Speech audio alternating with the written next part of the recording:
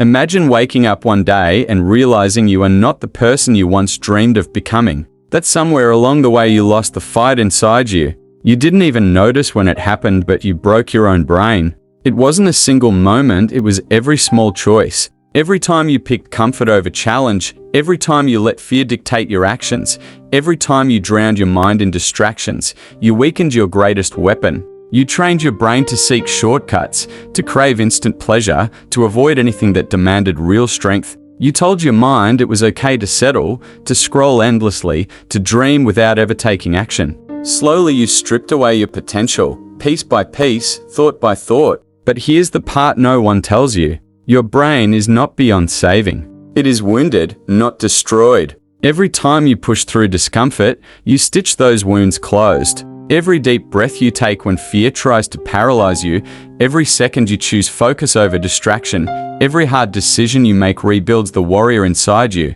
You are not broken, you are rebuilding. And the pain you feel now is not the end. It is the beginning of a comeback stronger than anything the world has ever seen. The only question is, will you stay down or will you rise and reclaim the mind you were meant to master? Your destiny is waiting. Start the repair today.